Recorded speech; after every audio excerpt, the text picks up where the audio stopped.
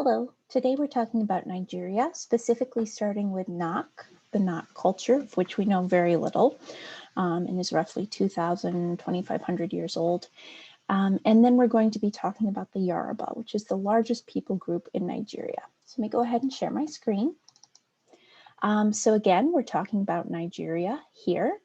On the coast, and you'll see that it's near Ghana and the Ivory Coast, etc., that we've talked about in previous classes. And if you look at Nigeria, we will also there will also be a lecture on the Kingdom of Benin, so Benin City. But I'm going to go ahead and switch over to Luna. So, Nok. The Nok culture we know very little about, and actually there is no such thing as the Nok culture exactly. It is named for these heads, which were found in the city of Nok. And that's literally about what we know about the culture. So this is a Nok head, as you can see, right? Says Nok, and you can see that it's roughly 500 BCE to 200 CE. So it's about 2,000 years old. And as I said, the Nok heads were named after the place where they were discovered. They are made of terracotta, and the dating was done through thermoluminescence. So basically, at the time that the clay is baked, that equals 0, and it traps electrons as time goes on. So it's basically measuring accumulated radiation, which is how objects like these are dated. And this Nok culture was recognized in 1943 by the scholar Bernard Fagg. They found 13 iron furnaces in that area dating as far back as 280 BCE, which is evidence of a dense and settled population. So the clay is mixed with small grains of quartz and silica, and it's baked hard. It's made from a coil or additive method, and the exterior is finished and smoothed with a knife edge once it becomes kind of leathery. And then features are excised, so they're cut out. So this is subtractive. Excuse me, these walls are roughly 1 centimeter thick, and these heads are mostly hollow. It's not exclusively heads, but we primarily have heads. In terms of formal characteristics, they tend to have this very rough textural surface, very grainy, and the things for which the Nok heads are most known aesthetically are these triangular eyes with perforated pupils, right? So you have the hole through to the inside of the head in the pupil. You have parted lips, elongated heads, but especially the bodies. The bodies are very elongated. And you can see that there's a lot of texture and depth here. So the eyebrows would have been added on top of the somewhat leathery surface of the face. And you can see that this is very simplified, but still very readily recognized as a face.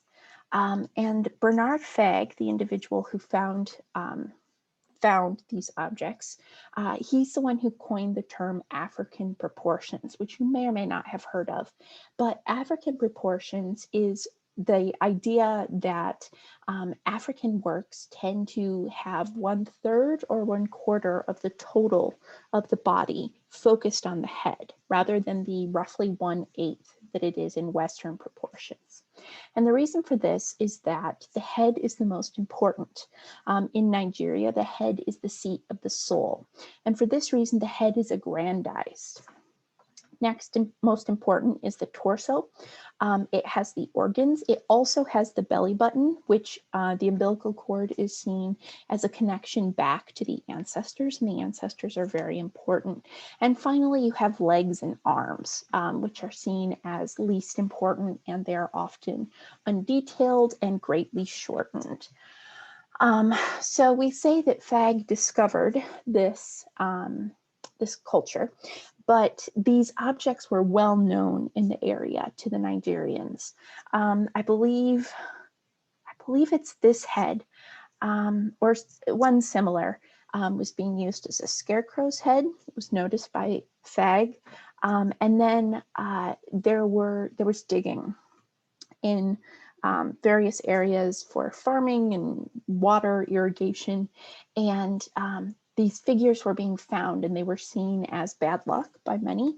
And so they would be smashed. But Fagg was able to rescue a head or two. And then he realized that it was not just a one-off occurrence, that there were a lot of these.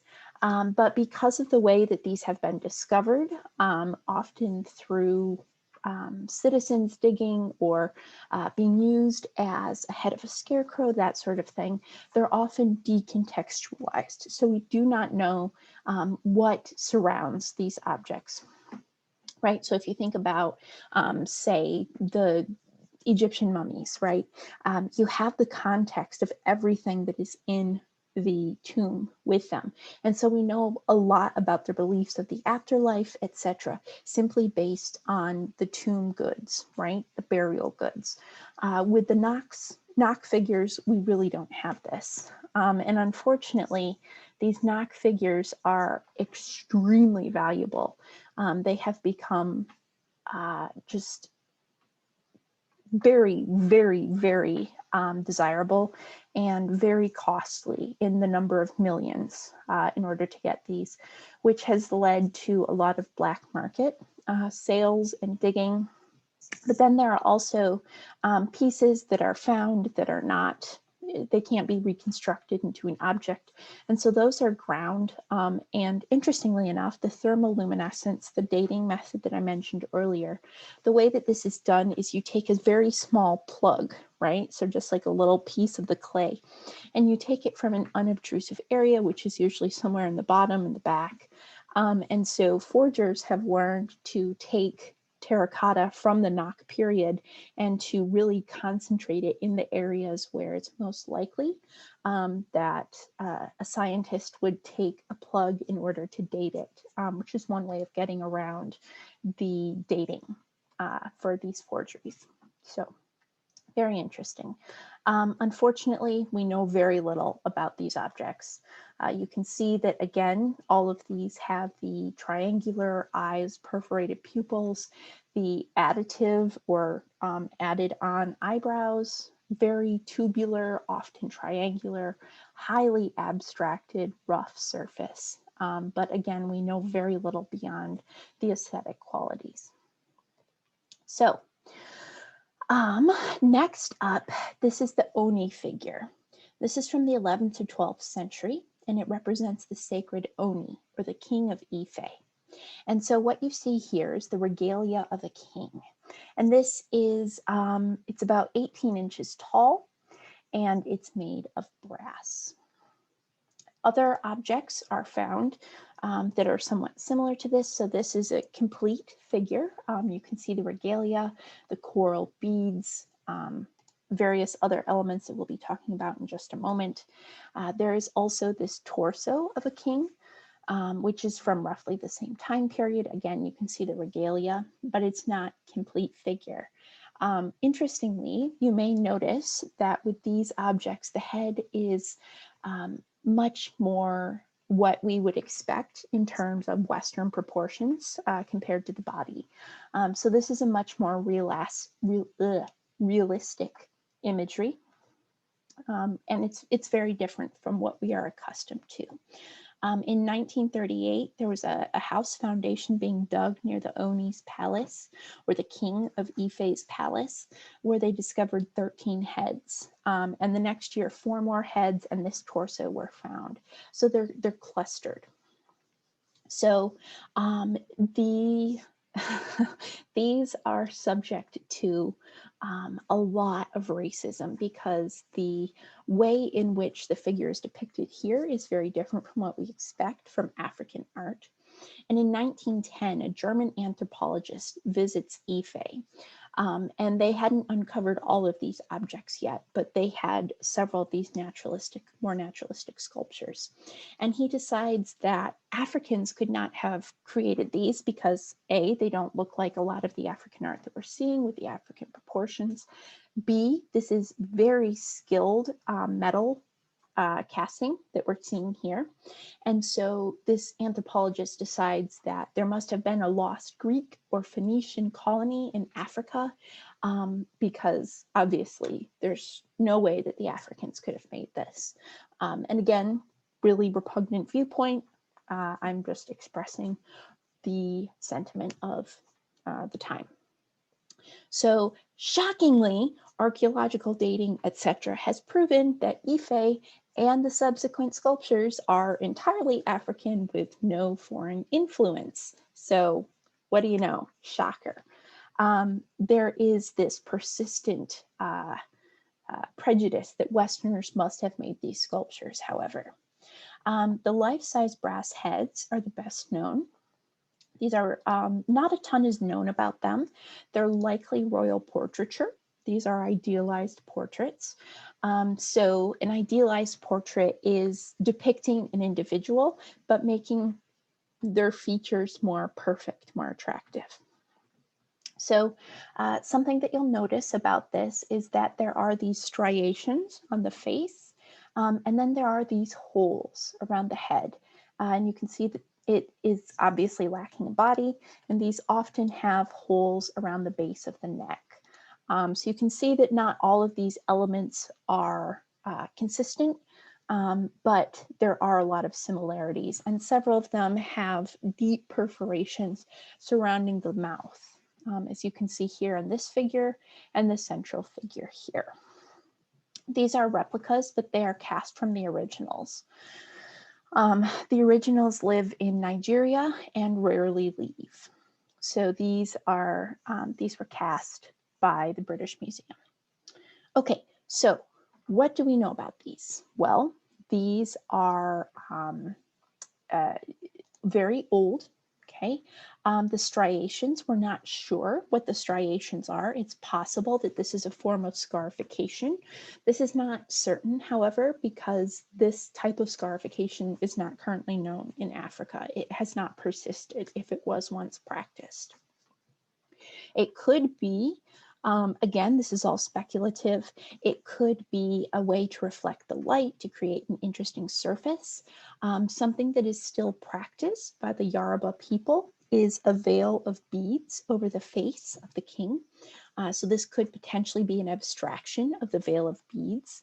And there are two dynasties represented by these heads. One has striations, so as you see here, and the other does not. So this is an example of the other dynasty. It's possible that these were used at ceremonies where the king wasn't present, so possibly after the king's death. It is potentially an altar to the ruler's head. So the head is the seat of the soul, which can actually be a form of a deity. So the head is extremely important. So again, right, this could have been something to honor the head of the king. It could have been used to attach to a wooden body. So it could have been a mannequin or a funerary effigy. We're not sure. So for the holes like we see here, and as seen on the central figure here as well, so spanning the dynasties, a bead was found in one of the holes. And so it's believed that the holes were because of a veil that covered the mouth specifically. And this is to conceal the lower part of the face. And this is something that is still practiced by the Yoruba kings. The inner soul inside the head is called the Ori Inu, and it's so powerful in the king of the Yoruba that it could escape. And so a veil is worn in public in order to protect the audience from this great power. So it's very likely that that is the intention of the holes in order to support this veil. In terms of formal qualities, you can see, again, there are the striations. The edges of the lips are raised. The corners of the eyes, the upper eyelid usually overlaps on the lower eyelid, just a little bit, which you can see here. There are often neck creases or rings. We've discussed the idea of rings of fat on a neck before, right, symbolizing wealth, health, etc. The hairline tends to be pretty standardized. These crowns are worn, which is likely why this figure, the head is so different from the rest of the face because it would have been covered by a crown. And again, we don't know too much about it. Some of these heads were found in a grove dedicated to the god Olokun, and only one of these heads is currently outside of Nigeria. So it's possible that these were placed on altars, used as a mount for displaying the crown during annual rites, etc. We really don't know a ton about this. And there have been a few heads that have been found in terracotta, so not just metal casting. But we don't have much of the original context, and so we don't know very much about these figures as well. So in terms of the Yoruba, it's more than 50% of the Nigerian population, and it's one of the largest ethnic groups in sub-Saharan Africa, as well as being the biggest in Nigeria. And it is made of small city-states that are ruled by kings. The Yoruba claim direct descendant to the god Oduduwa. So basically, the creation myth for the Yoruba is that the world begins at the city of Ife, right? And so these heads that we've just looked at were found at Ife. So this is the center of the world. And Olodumare, the creator, sends his son Oduduwa to form Earth. And Oduduwa places a chicken and a calabash, which is like a dried gourd, filled with earth upon water. And the chicken scratches and spreads the earth and thereby creates land. And then a chameleon is used to test the firmness of the earth because it has very slow, deliberate movements. And then after the earth is created in this way, Oduduwa establishes himself as Ife's first sacred king. So the kings at Ife are direct descendants of Oduduwa, and so they are divinely appointed. Okay, and so the Uni of Ife, the king, claims direct descendants from Oduduwa and is foremost among the Yoruba kings. So even though there are city-states, each with a king, the king at Ife is the most important. And this king is actually considered an Orisha, or a spirit. So to speak about the Yoruba in modern day, we're going to move forward a little bit, and we're going to look at some royal regalia. So for the leadership systems, there's a royal court in each of the city-states that's headed by an Oba. So the Oba is the king. And there is art specifically associated with this king. So the Oba is both the secular and the political authority. And then there's a high priest in each community. Also, there's the Queen Mother, who is the mother of the Oba, who is very important. In the past, Obas, or kings, have rarely been seen in public because of their spiritual power, but today they have more freedom to appear in public. So the royal arts related to the Yoruba are mostly related to personal adornment. So these are typically beaded regalia made with glass beads. Beaded embroidery has traditionally been reserved for the Oba, the king. Beads are associated with kingship, and there's a long history of bead making at Ife. So the bead making industry at Ile Ife goes back to 1000 CE to 1500. They found tin, red carnelian, coral, all sorts of things that would be used to create beads. And there's a special family of royal bead workers from the 16th to the 18th century who have a guild. Starting in the 19th century, European beads are imported in. They have more colors, right? There's a little bit more flexibility in terms of what they can do, but basically everything for the king is beaded, everything. So what we're looking at here is an ade, or a crown, and it means that which covers. So it conceals and protects the ash to protect both the king and the onlookers. So ash is the spiritual essence. It's part of the Ori Inu, or the inner head that comes from God. Okay, so there is, I mentioned that the head is the most important. It's the seat of the soul, the Ori Inu. And the king is particularly blessed with a very, very strong Ori Inu and ash, this spiritual essence. And so this, this hat, this crown is used to conceal and protect the Ori Inu and the ash. And then the veil is used to cover the face to protect viewers from the power of the king's inner spirit, the Ori Inu. So only the 16 kings, there are 16 city-states, may wear the Ade, and it was instituted by Aduduwa, so the son of God who created earth. This crown can take many forms. It's usually conical, but it could be tiered, etc. It is the foremost attribute of the Oba, or the king, and it's the principal symbol of the authority. Most symbolic of treasury. It's often made with wicker work or cardboard core to create an armature that's then covered with stiff fabric or canvas that's wet and starched, and then that dries. Glass beads are embroidered on the entire surface. And one element that you might notice here is that we have a face surrounded by various birds, and there are these lines underneath the face. So this is traditional Yoruba scarification, where you have 3 vertical lines on each cheek. So I've mentioned scarification a few times today, so just as a reminder, scarification is the practice of body modification by making cuts in the body to create scars that heal, but are still patterned and raised.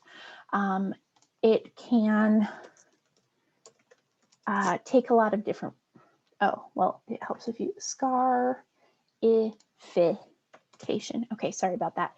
It can take a lot of forms, and it can also be enhanced by inserting objects underneath the skin in order to create a larger lump. So here you can see a woman who has scarification on her back. Scarification can be part of a rite of initiation, part of an aging process. It is seen as beautification, as well as being an example of an example of bravery and endurance, simply because these can be quite painful.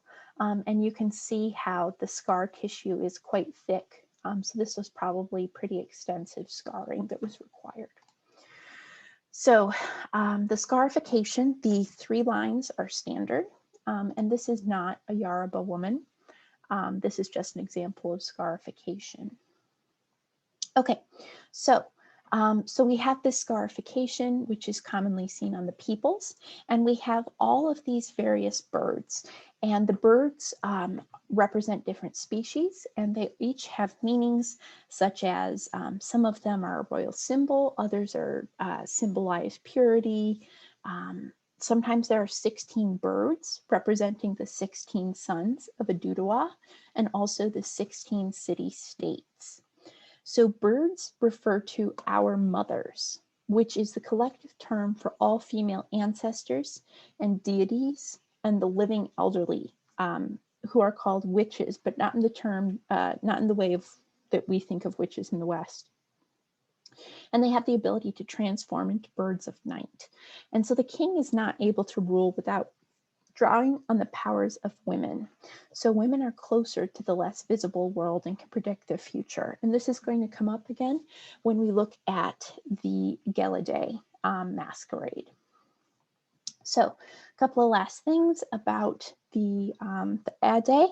So we have bright colors associated with the outer head to create visual appeal.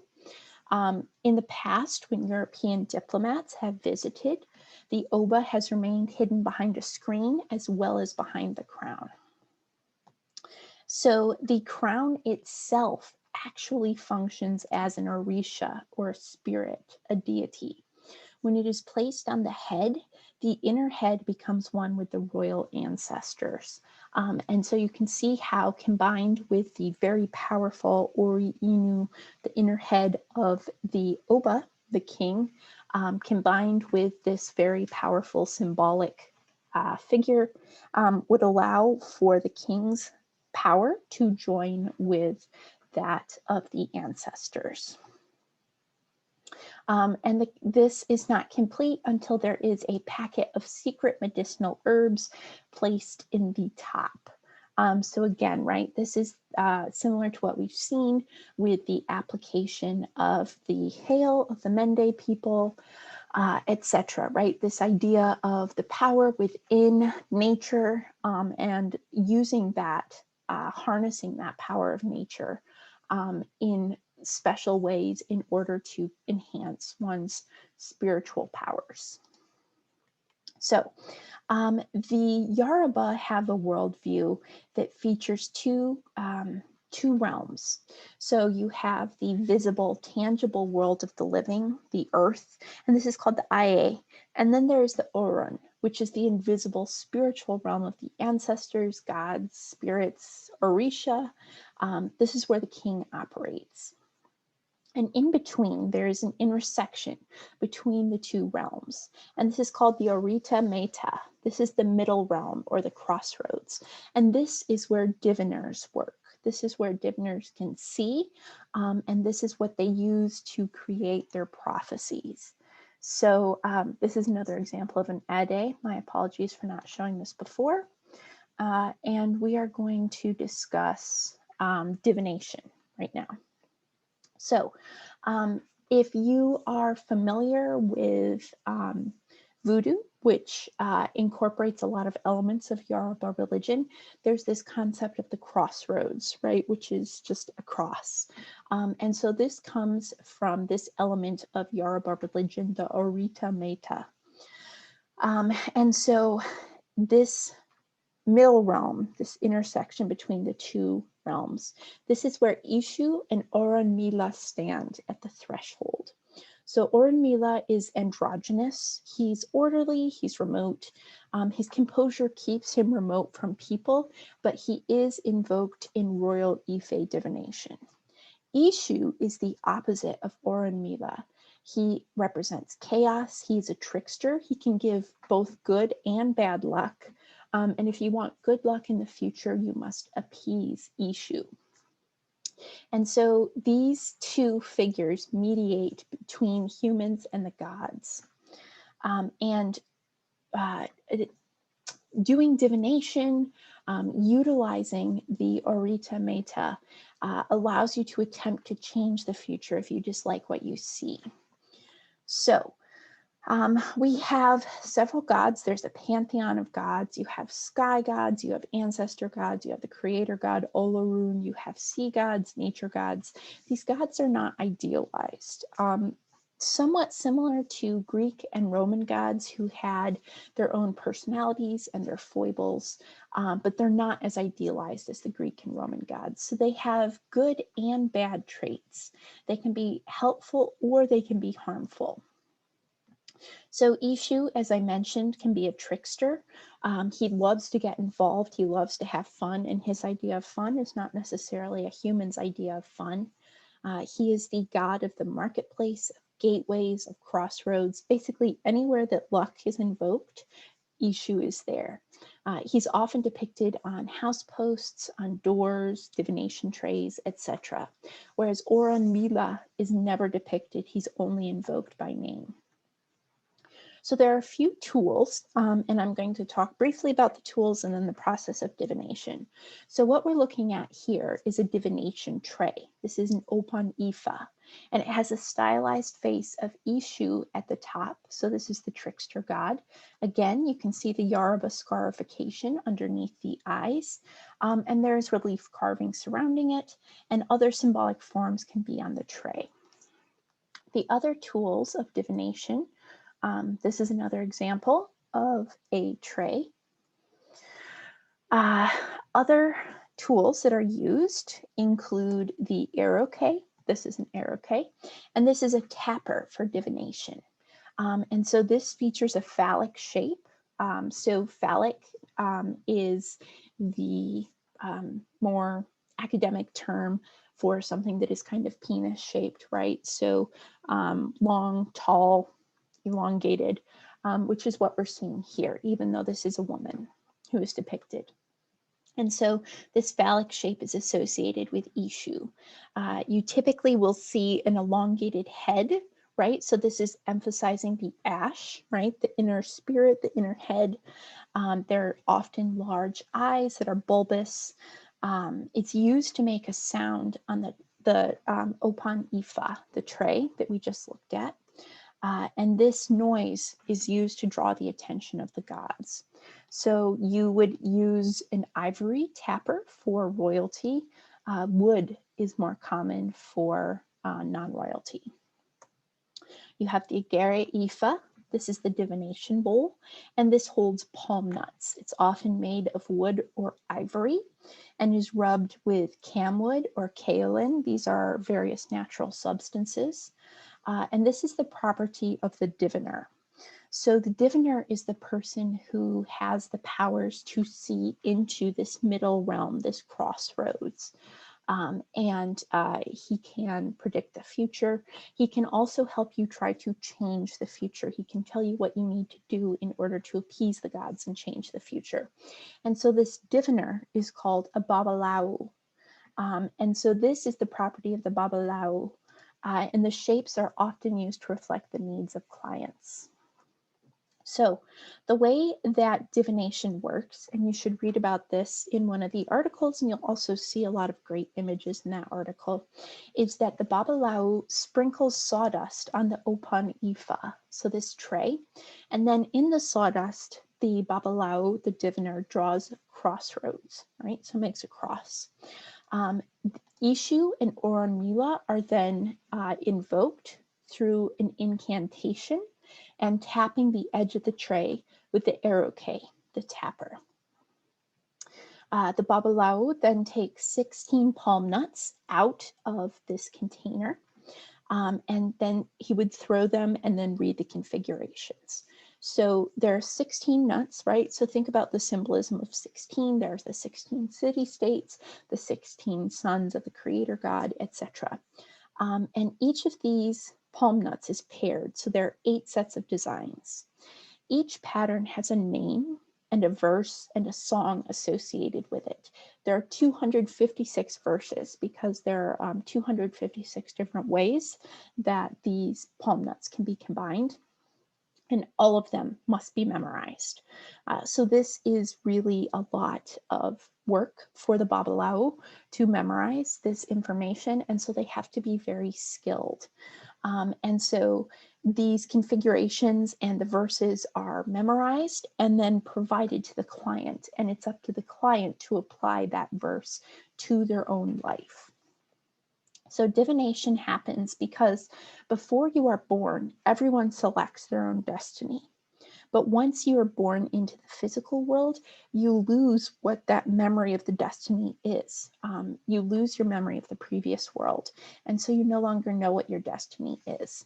So divination is performed in order to discover the destiny that you chose and were granted in the other world. And so this helps you know what you should do in life and what your life path should be. So you can see that it is a very important, very symbolic function for the Yoruba. And it has these very important symbolic tools that are utilized and used to draw the attention of and invoke the gods. So moving forward to sculpture, specifically architectural sculpture. This is royal. And so this is a door. It's made by Olawe of Ise. And if you have been to the DIA's African art galleries, you might know the name Olawe of Ise because this throne is made by Olawe of Ise. And there's also a door that is in one of the main rooms near the throne. And both objects are made by Olawe of Ise. So only artists can create royal sculpture.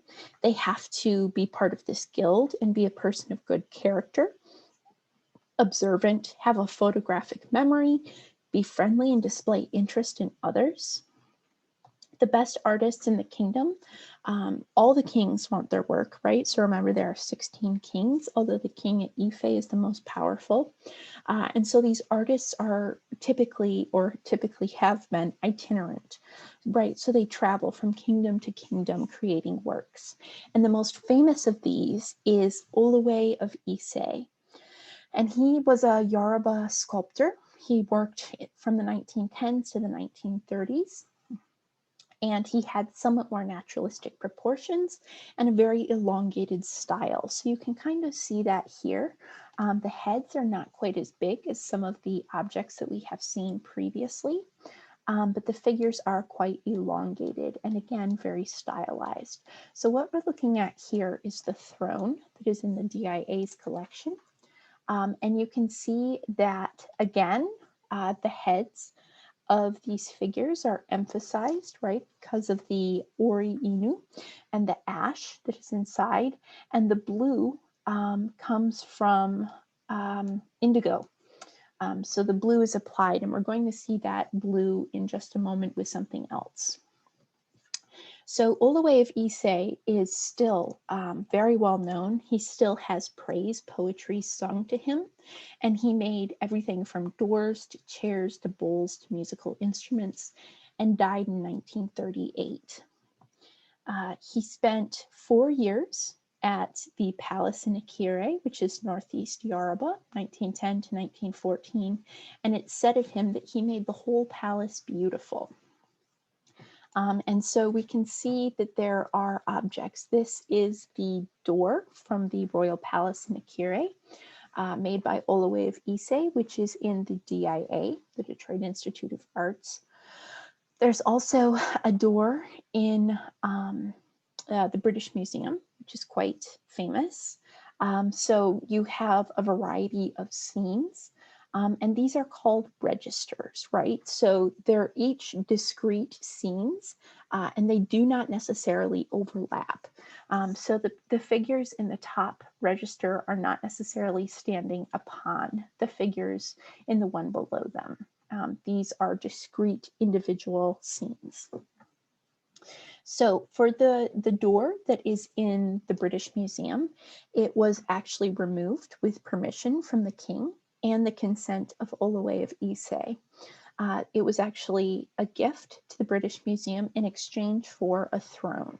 So they refused to sell it to the British Museum, but agreed that the door could be taken to London in exchange for a British throne. And so often you'll see things like wives and slaves depicted.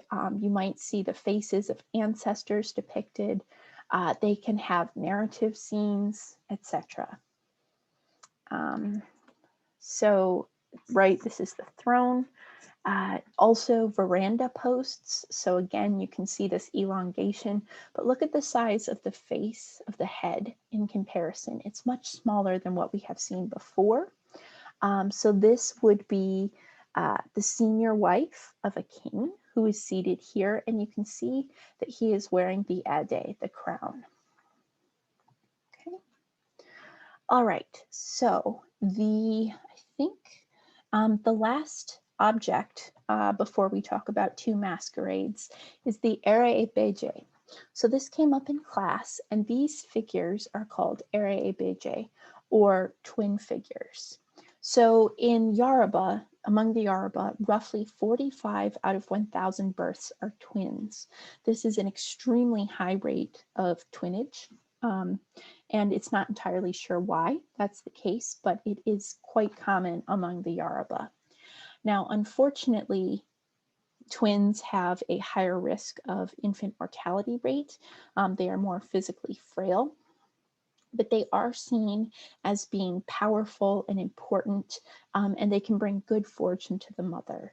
And twins are spiritually connected. So the Ere Beje are created upon the death of a twin. So I mentioned that there's high infant mortality. And so when a twin dies, whether it is one twin or both twins, the mother would go to a diviner, so the Babalawo that we discussed before, who would create an Ere Beje. And so the figure would depict the same gender as the deceased child, and it would be treated as a baby would be. So basically, these Erebeje, these twin figures, act as a substitute for the real child. And it is a place for the soul of the deceased twin to dwell. So these figures would be fed, they would be bathed, powdered, oiled. As you can see from this picture here, this woman carries them with her. These are her babies. So think about the Akuba that we looked at that is treated as a child. These are also treated as children, although these have even greater symbolic significance than the Akuba because these are actual receptacles for an individual's soul. And the women take them everywhere with them. At home, they live in an altar or a shrine. And upon the death of the mother, typically the twin who survives will take care of their spirit sibling. After the twin dies, these are seen as essentially losing their importance. And so they are placed into a shrine for Shango typically. And Shango is the patron god of twins. Red is his color. He is the grandfather of 7 sets of twins, and twins derive their power from Shango. You can also see Erebeje in the form of things like photographs or even commercial dolls. So it can take a lot of different forms, but these are basically a representation of the deceased twin and a place for the soul to reside. So the traditional Erebeje have some formal characteristics. There is typically scarification. So again, we have the vertical below the eyes, but then there's also horizontal, which identifies the region. They tend to have bulging eyes and forehead, and this indicates a swelling with ash, right? So that's the spirit within. These become a medium for spiritual energy, and they're rubbed with camwood to create this red color. Red is the color of health, and blue is made from indigo, the blue coloring, and that's rubbed on their heads. So indigo, this blue, is an ideal color, and this attracts the ash. So these are a very poignant sculpture, and you might sometimes see these called dolls, but dolls is not really an appropriate term for these. Dolls has implications of a toy, a plaything, which these are not. These are they represent the deceased. All right. So lastly, I want to just briefly discuss 2 masquerades. So this is a picture of an Egungun masquerade that is in process. And so Egungun means powers concealed. And this is the most widespread masking tradition in Yoruba land. So when a masker or the performer assumes this costume and assumes the role of a masquerader, they embody the spirit of the ancestor. They become the spirit incarnate and a sacred link between both the living and the dead. The identity of the masker is completely hidden, as you can see here, because it's immaterial. The masker is the ancestor at this point in time. So the costumes are owned by older males within families, and they are performed by younger men in the family. So this is something where this costume would be kept and maintained and cared for by a family. And there would also be a lot of training in order to allow someone to be able to perform, to dance this object. And so different lineages practice this. And it is to honor the dead. It's used when in need or during ancestor ceremonies. It performs a regulating role within families. So in terms of formal characteristics, there's typically a wooden rectangle at the top, as you can see here, with a cloth attached to it, or else it can be all cloth. So it can either have this wooden superstructure or simply be all cloth. So this is Egungun costumes without this wooden superstructure. There's a top knot, which you can see here, even in those without the wooden superstructure, and this is where the secret medicines are added. There are 16 strips of cloth, right? Again, this number 16 keeps coming up over and over and over. What you see here are crocheted panels. This allows for visibility without allowing the masker to be seen.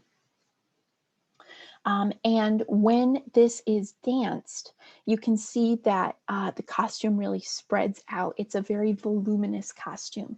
And so it becomes formless, like the ancestors at the time that it is performed. So this is something that is a very collaborative effort. It's an effort that joins together the work of the artist and the diviner and the masker, the masquerader, the person who owns it. All of these people come together to work on this and create this. There are also drummers and singers, the person who gathers the herbs that make the medicinal bundle. As this figure is escorted out of the forest, out of the area of the ancestors, it's brought forward by women who sing, women in that lineage, that ancestral line, and they sing to announce the coming of this masquerader. And amulets are attached to the body of the masquerader underneath the costume. So once the costume is made and it is complete, it's taken to the leader of the Egungun Association, where it's prepared for performance by things like having prayers recited, Ifa divination is cast, so that process that we just looked at, a dancer is designated, and the owner gives it a specific name. Families can own more than one costume, but they often represent wealth and status of the family. So you'll see these utilization of fancy materials, right? High quality materials, things that cost money. So these are all sequined panels. And this is ubiquitous throughout the Yoruba people. You may have seen an Egungun costume. Unfortunately, seeing it in a museum, like everything else that we've discussed in this class pretty much, is a very different experience than seeing it performed. But this especially because it's not a static object. It's meant to expand and flow. It's meant to have the cloth strips fly up. So one thing that I wanted to point out is that many of the enslaved peoples in North America came from the Yoruba peoples. And so obviously they were unable to create these Egungun costumes and engage in these masquerades at all. And so one way around this, one way of incorporating this element of spirituality and tradition and religion into their daily life was to make crazy quilts. And so you're looking here at a contemporary quilt, but these have a long history of being created by, I have a couple at the end, hang on, being created by enslaved peoples as a way of kind of pointing back to their traditions, to their traditional religion, which they are no longer allowed to practice. And so this is a rather secretive way of referencing that. So the last thing that I wanted to speak about in this lecture is the Gelede masquerade. And this is only performed in the southwest of the Yoruba land, and it is to honor women. It's an association of men and women, but is led by elderly women. And the masquerade itself is an offering to our mothers. So I mentioned our mothers before when I was talking about the Ade and the birds attached to the crown, and how they represent the elderly women, our mothers in society, who can become birds at night. And they have these powers, and they're closer to the realm of the spirits than men. And so this is a masquerade to honor the women in society. and it's typically a helmet mask, which is carved from one piece of wood. Again, you'll see scarification of the Yoruba, although these are horizontal rather than vertical. The face is typically solid colored, and it relates to educational tales that lead people to kind of think deeply, to be somewhat reflective. And then the body is made of multicolored cloth. So here you see a member of the Gelede Society from Nigeria. And you can kind of see some similarities between the Egungun costume and the Gelede masquerading costume. These masks are carved by blacksmiths. So again, right, this idea of someone who is able to manipulate the power within natural objects. And then it's decorated by the members. And within the society, the youngest members dance first, with the oldest last, same as the Egungun. This is performed by men, even though it is honoring women and it is representing women.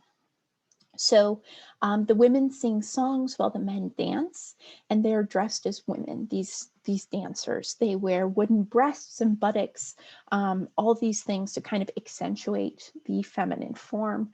What you see here are probably representations of breasts, and the flattened breast indicates a lot of nursing, a lot of breastfeeding, and so the kind of deflation of the breasts in this way. And these masquerades are a lot of fun. It's to have a good time, to honor the elderly, typically lasts 2 days. And there are hundreds of different characters and proverbs that are portrayed in this masquerade. So you can see here a few different Gelede masks. These are older, they have less color.